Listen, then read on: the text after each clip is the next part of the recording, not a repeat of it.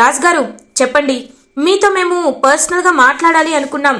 ఆ రోజు మీరు ఆ ఉమెన్ ట్రాఫికింగ్ వాళ్ళ నుండి చాలామంది అమ్మాయిని కాపాడారు కదా, ఆ విషయంలో మా పోలీస్ డిపార్ట్మెంట్ మీకు స్పెసిఫిక్గా థ్యాంక్స్ చెప్పాలి అని అనుకున్నారు. కానీ మాకు కుదరలేదు. చెప్పండి, మీకు ఎలాంటి హెల్ప్ కావాలన్నా మేం చేస్తాం అని అంటారు పోలీస్. సార్, నేను నందకిషోర్ గురించి తెలుసుకోవాలనుకుంటున్నాను. అదే ఆ ఎండి చిట్ ఫండ్ కంపెనీ ఉంది కదా, దాని ఓనర్ అని చెప్తారు. నందకిషోర్ సార్, అతను పెద్ద ఫ్రాడ్ సార్. అలాంటివి ఎన్నో కంపెనీలు పెట్టి ఎంతో మంది జనాల దగ్గర ఇన్వెస్ట్మెంట్స్ అనే పేరుతో రాబట్టి ఫ్రాడ్ చేశాడు. వాడి గురించి మేము 2 months నుండి సర్చ్ చేస్తున్నాం. కానీ వాడు ఎక్కడున్నాడో ఆచూకీ తెలియటం లేదు. తెలిసిన వెంటనే మీకు ఖచ్చితంగా చెప్తామని చెప్పి ఇంకా ఎస్ఐ అయితే చెప్తాడు. రాజు ఇంకా అలా పాపం ఆలోచనలో పడతాడు. వీడు ఎక్కడున్నాడో తెలుసుకోలేం, ఎలా అయినా వీడిని ఇండియా తిరిగి రప్పించాలి. నేను ఈ విషయంలో కళావతి సహాయాన్ని ఖచ్చితంగా తీసుకోవాలి అని చెప్పి ఇంకా కావ్య దగ్గరికి బయలుదేరుతాడు రాజ్. ఇది ఇలా ఉండగా కావ్య అలా ఇంకా అందరికీ లంచ్ సిద్ధం చేసి బయటికి వస్తుంది. ధాన్యలక్ష్మి వర్క్ చేస్తున్న కావ్య వైపు చాలా కోపంగా చూస్తూ ఉంటుంది. ఈ కావ్య ఏంటి, ఒకవైపు ఇంటి పనులు చేసుకుంటూ ఉంటుంది, ఇంకొక వైపు అందరినీ అజమాయించాలని చూస్తుంది.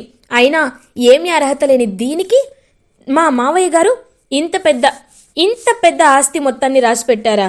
లేదు, ఎలా అయినా ఈ కళావతితో కావ్యతో ఒక ఆట ఆడుకోవాలి. అయినా ఒకప్పుడు నగలకి డబ్బులు అడగాలంటే ఆయన అడిగితే ఆయన వెళ్ళి బావగారిని అడిగేవారు.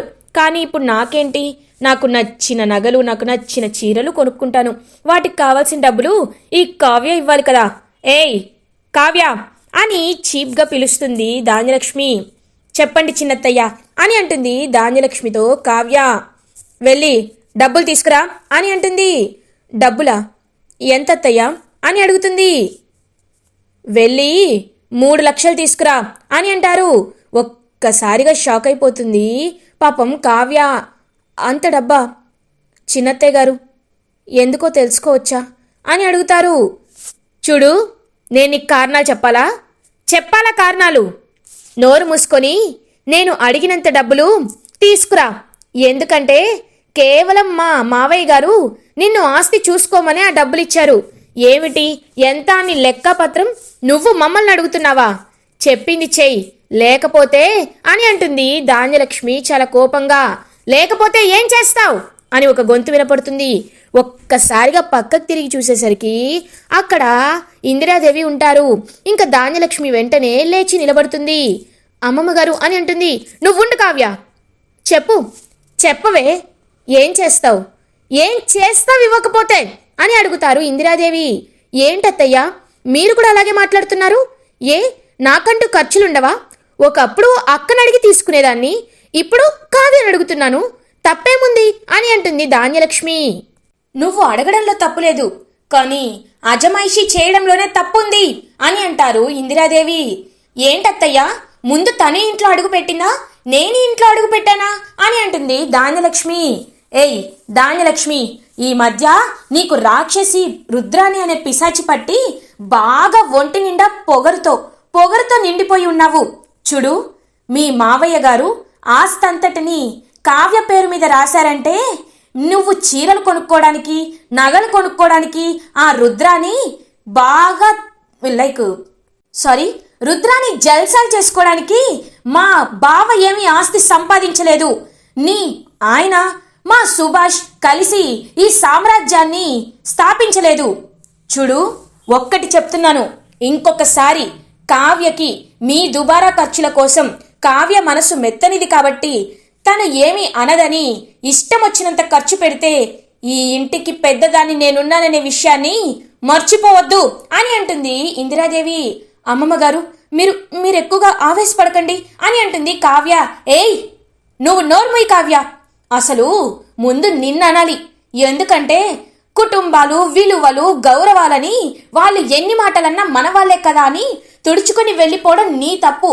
చూడు, ఇప్పుడు ఈ ఇంటికి పెద్దదానిలా మా బావ తర్వాత ఈ ఇంటిని చూసుకునే బాధ్యత నాకు ఉంది కాబట్టి నేను చెప్తున్నాను, కావ్యని ఎవరైనా చిల్లి గవ్వ అడగాలన్నా నన్ను అడిగితే ఎలా అడుగుతారో, మా బావని అడిగితే ఎలా అడుగుతారో అలాగే అడగాలి. ఎందుకు ఖర్చు పెడుతున్నారని వారంతట వారు సమాధానం చెప్పి అప్పుడు డబ్బు తీసుకోవాలి. లేకపోతే ఇంటి నుండి మెడ పట్టుకొని బయటికి గెంటేస్తా. అది ఎవ్వరినైనా అడిగే దిక్కు కూడా ఉండదు అని చెప్పి అక్కడి నుండి వెళ్ళిపోతుంది ఇందిరాదేవి. ఇంకా ధాన్యలక్ష్మి ఏడుస్తూ అందరూ అందరూ నన్ను అనేవాళ్లే అని చెప్పి రూమ్లోకి వెళ్ళిపోతుంది. అమ్మ కావ్య, దాని మాటలేమి పట్టించుకోవద్దమ్మా, నువ్వు మా అమ్మ చెప్పినట్టే చెయ్యి అని ప్రకాష్ లోపలికి వెళ్ళి, ఇప్పుడు మా అమ్మ గడ్డి పెట్టింది కదా, ఇలాగే నీ కొడుకు కూడా నీకు గడ్డి పెడతాడు అని అంటుంది. మీరు కూడా తనకే సపోర్ట్ చేస్తున్నారా? అవునులే, అందరూ తనకే సపోర్ట్ చేస్తారు. ఏంటి అప్పుడు అక్కని అడిగేదాన్ని, ఇప్పుడు డబ్బులు అడిగితే తప్ప అని అంటుంది. మా అమ్మ చెప్పినా నీకు ఇంకా వెలగలేదా? నువ్వు అడగడం తప్పు కాదు, అజమాయించడం తప్పు. నేను చెప్తున్నాను, నీకేమైనా డబ్బు కావాలంటే నువ్వు నన్ను అడుగు, నేను కావ్యని అడుగుతాను. పోయింది కదా అని చిన్నపిల్ల కదా అని తనతో అలా మీరు ప్రవర్తిస్తే ఈసారి నేను ఊరుకోను అని చెప్పి అక్కడి నుండి వెళ్ళిపోతారు ప్రకాష్. ఇంకలా ఆలోచిస్తూ ఉంటుంది ధాన్యలక్ష్మి. ఇది ఇలా ఉండగా రాజ్ ఇంటికి రీచ్ అవుతాడు. రాజ్ చాలా టెన్షన్లో ఉంటారు. కావ్య అది గమనించి, ఏమండి ఏమైంది అలా ఉన్నారు, ఏదైనా ప్రాబ్లమా అని అడుగుతుంది. అవును కళావతి, నీతో నేను కొంచెం మాట్లాడాలి అని చెప్పి కావ్యని పక్కకు తీసుకువెళ్ళి బాల్కనీలో మాట్లాడుతూ ఉంటాడు రాజ్. ఏమైందండి అని అడుగుతుంది. ఇవాళ మార్నింగ్ బ్యాంకు నుంచి 2 ఆఫీసర్స్ మన కంపెనీకి వచ్చారు కళావతి. తాతయ్య గారి ఫ్రెండ్ ఒక ఆయన ఉండేవారు. ఆయన మనవడు చిట్ ఫండ్ కంపెనీ స్టార్ట్ చేసి వాటిని డబ్బులు ఎగ్గొట్టి అందరినీ మోసం చేసి పరారీలో ఉన్నాడు. మా తాతయ్య ఎప్పుడో ఆ బిజినెస్కి ష్యూరిటీ సైన్ చేశారు. ఇప్పుడు వాడు పరారీలో ఉన్నాడు కాబట్టి మనని ష్యూరిటీ ఉన్నాం కాబట్టి ఇమీడియట్గా 100 కోట్లు కట్టమని చెప్పారు. నేను కొన్ని పేపర్స్ పై సైన్ చేస్తే 10 డేస్ నాకు టైం ఇస్తున్నాను అని చెప్పారు. ఇప్పుడు 10 డేస్లో ఆ 100 కోట్లు కట్టాలి కళావతి, లేకపోతే మన ఆస్తుల్ని జప్తు చేస్తారు. అప్పుడు ఈ ఇంటి పరువు, కుటుంబం పరువు ఖచ్చితంగా పోతుంది కళావతి. అలా పోయిన మరుక్షణం నేను తాతయ్య గారిచ్చిన మాటని నిలబెట్టుకోలేను. అలా జరిగితే నా ప్రాణాలు కూడా ఉండవు అని అంటారు. ఏవండి, ఎందుకండి అలా అంటున్నారేంటి? మీరు మీరు అలా మాట్లాడద్దు. సరే, ఇంతకీ వాడు ఎక్కడుంటాడో మీకు వాళ్ళ ఇల్లు తెలిసే ఉంటుంది కదా అని అంటుంది కావ్య. తెలుసు, ఆల్రెడీ వెళ్ళొచ్చాను. సెక్యూరిటీ వాడు ఫారిన్ వెళ్ళిపోయాడని చెప్పారు అని అంటారు. ఏవండి, ఫారిన్ని ఎలా పంపిస్తారండి? అతనిపై చాలా కేసులు ఉన్నాయని చెప్తున్నారు. అతను ఒక మోసగాడు అని చెప్తున్నారు. అలాంటప్పుడు అతను సిటీ దాటి వెళ్ళే అవకాశం ఎలా ఉంటుంది? పోలీసెస్ ఇంకా వాళ్ళకి సెక్యూరిటీ టైట్ చేస్తారు కదా. అలాంటప్పుడు వాడు వెళ్ళే అవకాశం ఉండదు. ఒకసారి నన్ను వాళ్ళ ఇంటి దగ్గరికి తీసుకువెళ్తారా అని అడుగుతుంది కావ్య. సరే రా వెళ్దామని చెప్పి రాజ్ కావ్య ఇద్దరు ఆ నందకిషోర్ ఇంటి దగ్గరికి బయలుదేరుతారు. నందకిషోర్ మాత్రం లోపల హ్యాపీగా కూర్చొని డ్రింక్ చేస్తూ ఉంటాడు. సెక్యూరిటీ అలా ఇంకా లంచ్ చేస్తూ ఉంటాడు. ఇదిగో ఇతనే, వాడు ఫారెన్ వెళ్ళాడని చెప్పాడు అని అడుగుతారు. ఏవండి, దివాలా తీసిన వాళ్ళు అలాగే సెక్యూరిటీ గార్డ్ చెప్పిన మాటలు నమ్ముతారని వాళ్ళని ఇక్కడ అరేంజ్ చేసుకున్నాడు. ఏమో వాడు లోపలే ఉన్నాడేమో మనకి ఎలా తెలుసు అని చెప్పి ఇంకా అలా తొంగి చూసేసరికి ఆల్రెడీ లోపల ఒక కారు ఉంటుంది. ఏమండి చూసారా, కారు కూడా లోపలే ఉంది. వాడు ఖచ్చితంగా ఈ ఇంట్లోనే ఉండి ఉంటాడు.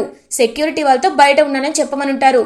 రండి వెనకాల నుంచి వెళ్దాం అని చెప్పి ఇంకా అలా కావ్యరాజ్ ఇద్దరు దొంగతనంగా బ్యాక్ డోర్ నుండి అలా నందకిషోర్ వాళ్ళ ఇంటికి రీచ్ అవుతారు. ఇది ఇలా ఉండగా రాహుల్ అలా ఇంకా రుద్రాని చేతిలో ఉన్న డబ్బుల్ని చూస్తూ ఉంటాడు. మోమ్, నిజంగా చాలా హ్యాపీగా ఉంది మోమ్, ఇలా మనం ఏటీఎంలా ఆ కావ్యని వాడుకోవచ్చు అని హ్యాపీగా అంటారు. ఎక్కడ్రా, ఇందాకే న్యూస్ వచ్చింది, ఆ ధాన్యలక్ష్మిని మా అమ్మ లెఫ్ట్ అండ్ రైట్ ఇచ్చి పడేసిందంట. మా అమ్మ అన్ని తిట్లు తిట్టేసరికి ధాన్యలక్ష్మి రూమ్ నుండి కూడా బయటికి రాకుండా ఏడుస్తూ కూర్చుంది. ఇంక మనకి రావడం కష్టమే అని అంటారు. అవును మోమ్, ఎలాగో ధాన్యలక్ష్మి అత్త ఆ కళ్యాణ్తో పాటు కేసు వేస్తానంటుంది కదా, నిజంగా కళ్యాణ్ కేసు వేస్తాడంటే నువ్వు నమ్ముతావా అని అడుగుతాడు రాహుల్. లేదురా, వాడు చచ్చినా తన వదినపై కేసు వేయడు. ఎందుకంటే వాడికి వదినంటే అమ్మ, రాజంటే నాన్న, ఇద్దరి సీతారాములైతే వీడు లక్ష్మణుడు లాంటివాడు. అలాంటప్పుడు ఎలా వేస్తాడు? అస్సలు వేయడు అని అంటుంది రుద్రాని. అందుకే మామ్, నాకు ఒక సూపర్ ఐడియా వచ్చింది అని అంటారు. ఏంట్రా అది? ఈ మధ్య నీ బ్రెయిన్ బాగానే పనిచేస్తుందిలే గాని చెప్పు అని అంటుంది రుద్రాని. మమ్మీ, ఒకటి ఆలోచించు, ఇప్పుడు ఆస్తిని ఒకవేళ ముక్కలు చేస్తే రాజ్కి వెళ్తుంది, తర్వాత కళ్యాణ్కి వెళ్తుంది, తర్వాత మిగిలినది మనకొస్తుంది, అవునా అని అంటాడు రాహుల్. అవును అని అంటుంది రుద్రాని. ఒకవేళ కళ్యాణ్ గాడు లేకపోతే ఆ ఆస్తి కేవలం రాజ్ తర్వాత నాకే కదా మమ్మ వచ్చేది అని అంటాడు రాహుల్. ఒక్కసారిగా షాక్ అయిపోతుంది రుద్రాని. రేయ్ ఈడియట్, ఏం మాట్లాడుతున్నావురా అని అంటుంది రుద్రాని. ఈడియట్ కాదు మామ్, కన్నింగ్గానే ఆలోచించి చెప్తున్నాను, బాగా ఆలోచించే చెప్తున్నాను. ఒకసారి నువ్వే ఆలోచించు. ఇప్పుడు ఆ కళ్యాణ్ గాడు ఒంటరిగా దరిద్రంలో బ్రతుకుతున్నాడు. ధాన్యలక్ష్మి పిన్ని ఆ కావ్య రాజులపై చాలా కోపంగా ఉంది. కాబట్టి ఒకవేళ కళ్యాణ్ని మనం గుట్టు చప్పుడు కాకుండా చంపించేశామనుకో, అప్పుడు ఆస్తికి ఒక వారసుడు అవుట్ అయిపోతాడు, మనకి ఆస్తి వస్తుంది. ఇలా చంపించింది రాజేనని నువ్వు ధాన్యలక్ష్మి అత్తకి ఎక్కించావనుకో, నిజంగా తన కొడుకు చావుకి కారణం ఈ కావ్య రాజులేనని, ఆస్తి వాళ్ళ పేరు మీద ఉంది కాబట్టి ఇంకొక వారసుని తగ్గించుకోవడానికి ఇలా చేశారని మనం ధాన్యలక్ష్మి అత్తని రెచ్చగొట్టచ్చు. అలా జరిగితే ఆస్తి కూడా మనకి ఈజీగా కలిసి వస్తుంది మమ్మీ అని అంటాడు రాహుల్. రేయ్ రాహుల్, నిజంగా నువ్వు సూపర్ రా. ఇలాంటి ఐడియా నాకు ఒక్కటి కూడా వచ్చి చావలేదు, కానీ నువ్వు చెప్తుంటే అబ్బబ్బబ్బా శబాష్. ఇప్పుడు నువ్వు నా కొడుకు అనిపించుకున్నావు. కానీ మనం ఎలా చంపుతాంరా అని అంటారు. మమ్మీ మనం చంపిస్తాం అని అంటాడు రాహుల్. మరి ఎవరైనా సాక్ష్యం చెప్పేస్తే అని అంటారు. అదంతా నేను చూసుకుంటాను కదా మామ్, కాకపోతే కొంచెం ఖర్చు అవుతుంది, ఈ 2 లక్షలు ఇచ్చేస్తే అని అంటాడు రాహుల్. ఒరేయ్, నువ్వు నీ దుబారా ఖర్చుల కోసం నాకు ఈ కథ చెప్పి నా దగ్గర ఉన్న డబ్బులు లాక్కోవట్లేదు కదా అని అంటుంది రుద్రాని. చిచ్చి లేదు మామ్, ఇంత సీరియస్ విషయంలో అలా నేనెందుకు చెప్తాను చెప్పు. లేదు, వెంటనే వెళ్ళి అలాంటి వాళ్ళతో మాట్లాడతాను. వాడిని ఈరోజు నైట్కే ఎవ్వరూ లేనప్పుడు పని ఫినిష్ చేసామని చెప్తాను అని ఆ 2 లక్షలు తీసుకొని బయలుదేరుతాడు రాహుల్. ఎస్, ఆ ధాన్యలక్ష్మి ఎట్టిపోతే నాకెందుకు, వాళ్ళ కొడుకు వెళ్ళకపోతే నాకెందుకు, ఈ ఆస్తిలో అప్పుడు సగం వాటా నాదే అవుతుంది. తర్వాత రాజు కావ్యను కూడా బయటికి గెంటేస్తే మొత్తం ఆస్తికి వారసురాలి ఈ రాహుల్ రుద్రాణినే అవుతారు యా అని హ్యాపీగా ఫీల్ అవుతుంది రుద్రాణి. ఇది ఇలా ఉండగా నందకిషోర్ వాళ్ళ ఇంటికి రాజ్ అండ్ కావ్య ఇద్దరు ఇంకా దొంగతనంగా రీచ్ అవుతారు కదా. ఏమండి ఒక్క నిమిషం అని ఈ కిటికీ ఓపెన్ అవ్వట్లేదేంటి, ఏమైంది అని చూస్తూ ఉంటుంది. హలో ఒక్క నిమిషం, అలా ఓపెన్ చేయకూడదు అని అఫీషియల్గా ఇంకా అలా ఓపెన్ చేస్తూ ఉంటాడనమాట రాజ్. ఏంటి ఎంత కొట్టినా ఈ కిటికీ తలుపు తెరుచుకోవట్లేదు, ఒకవేళ అవుట్ సైడ్ నుండి ఏమైనా వేశారేమో, లాక్ వేశారేమో అని అంటాడనమాట రాజ్.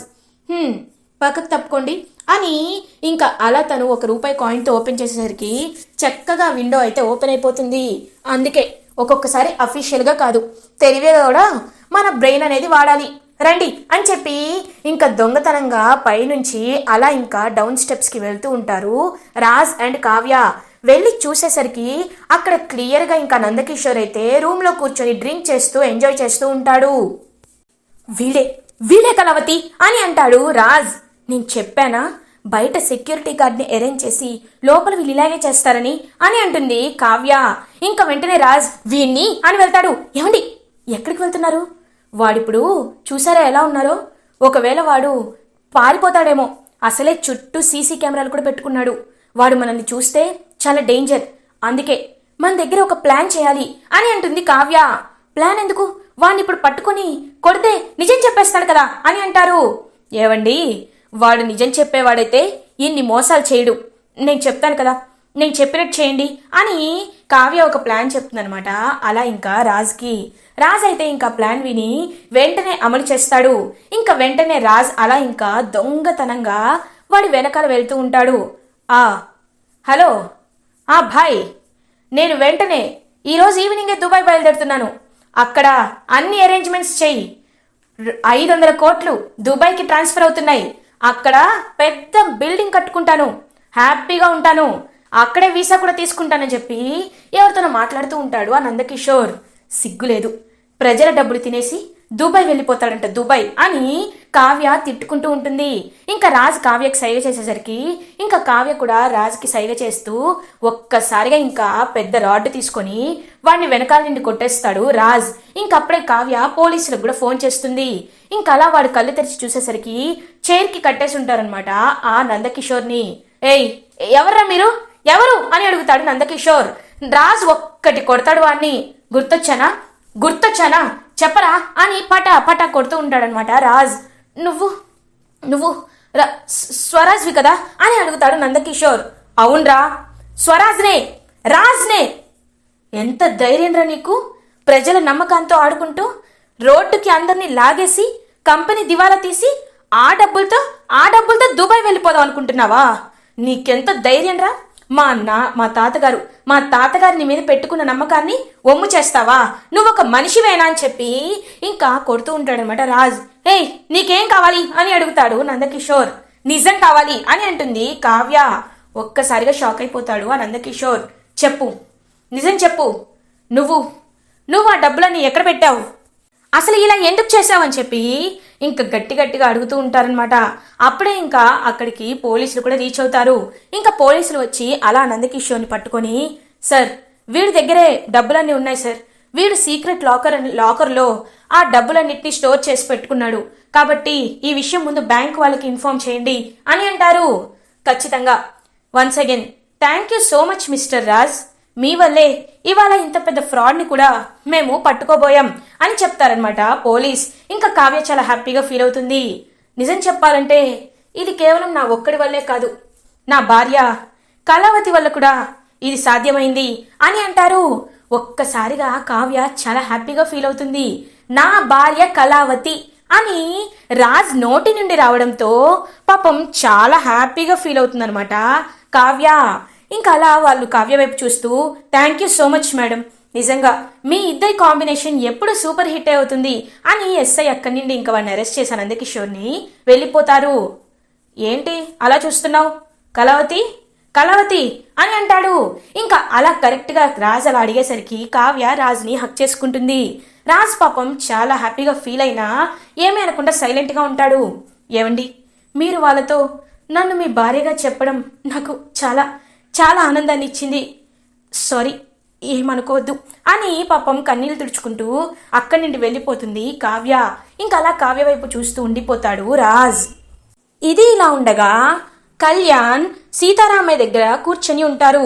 తాతయ్య, మీరు ఇల్లు ముక్కలవుతున్నందుకు ఎంతో బాధపడుతున్నారని నాకు తెలుసు మావయ్య, సారీ తాతయ్య, కానీ ఖచ్చితంగా వదినపై నాకు నమ్మకం ఉంది, వదిన అందరినీ ఒకే చోట ఉంచుతుంది తాతయ్య అని పాపం అలాగే వాళ్ళ తాతయ్య వైపు చూస్తూ ఉంటాడు కళ్యాణ్.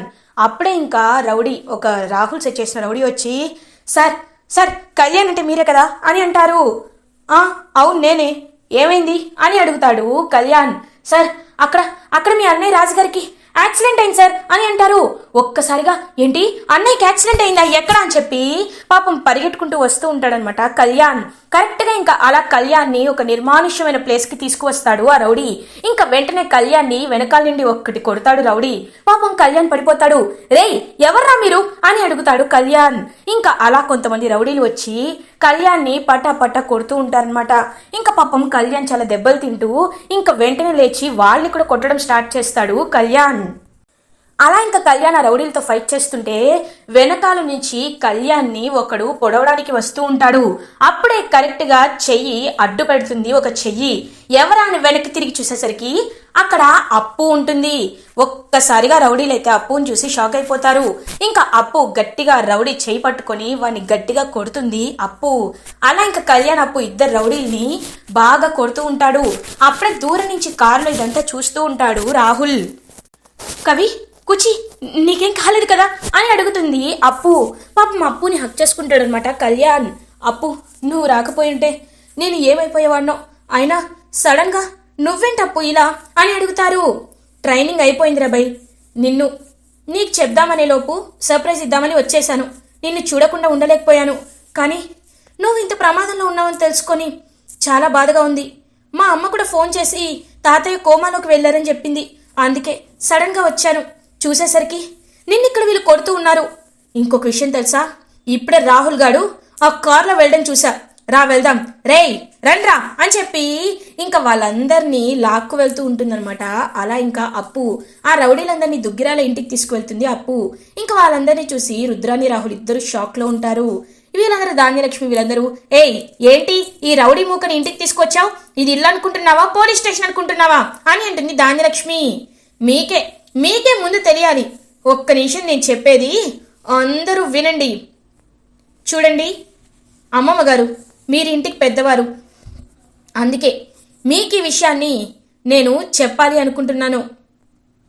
ఇవాళ కళ్యాణ్పై అటాక్ జరిగింది. రౌడీలు కళ్యాణ్ని చంపేయడానికి కత్తి పట్టుకొని వచ్చారు. దానికి కారణం ఎవరో తెలుసా? ఈ రుద్రాని రాహుల్ వల్లే ఇదంతా జరిగింది. ఈ రాహుల్ నా భర్తని చంపడానికి వచ్చాడు. నేను వచ్చాను కాబట్టి సరిపోయింది, లేకపోతే నా భర్త ఇప్పుడు ప్రాణాలతో ఉండేవాడే కాదు అని చెప్పి జరిగిన నిజమంతా చెప్తుంది. ఇంకా ఒక్కసారిగా షాక్ అయిపోతుంది ధాన్యలక్ష్మి. వెంటనే ఇంకా అలా రాహుల్ దగ్గరికి వస్తుంది. రాహుల్ దగ్గరికి వస్తాడు. రేయ్ నిజం చెప్పు, నువ్వే ఇదంతా చేయించావా అని అడుగుతారు. అవును చెప్పు, నిజం చెప్పు అని గట్టిగా అరుస్తాడనమాట. అలా ఇంకా ఆ రౌడీలు కూడా బెదిరిపోయి, సార్ ఈయనే మాకు డబ్బులు ఇచ్చారు సార్, డబ్బులు ఇచ్చి మాకు ఇలా ఆయన చంపేమని చెప్పాడని చెప్పి ఇంకా చాలా చాలా హ్యాపీగా చెప్తారనమాట రౌడీలు. ఒక్కసారిగా ధాన్యలక్ష్మి అయితే రాహుల్ చెంప పగలగొడుతుంది. వెంటనే రుద్రాణి దగ్గరికి వచ్చి, తిన్న ఇంటి విశ్వాసం చూపించే మిమ్మల్ని నేను ఇప్పటి వరకు ఎప్పటికీ మర్చిపోలేను. ఎందుకంటే ఇంత అన్యాయం చేస్తారా? నిన్ను నమ్మినందుకు నా కొడుకునే చంపేయాలనుకుంటావా? నువ్వు ఇలాంటి మనిషివా అని చెప్పి ఇంకా గట్టిగా ధాన్యలక్ష్మి అసహించుకుంటుంది రుద్రాణిని.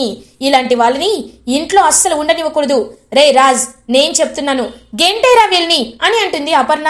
అవును, పాముకి పాలు పోసి పెంచితే అది మనల్నే కాటేస్తుందంటే ఇదేనేమో, గెంటేరా అని చెప్పి రాహుల్ని రుద్రాణిని ఇద్దరిని మెడ పట్టుకొని బయటకు గెంటేస్తారు రాజ్ అండ్ ఫ్యామిలీ. ఇంకా అలా బయటకి వెళ్ళిపోయి దిక్కుతోచని పరిస్థితుల్లో ఉంటారు రుద్రాణి అండ్ రాహుల్. ఇలా ఎపిసోడ్ ఎండ్ అవుతుంది. ఫర్దర్ ఎపిసోడ్ రివ్యూస్ ముందుగా మీకు కావాలి అనుకుంటే మా ఛానల్ని సబ్స్క్రైబ్ చేసుకోండి. Thanks for watching.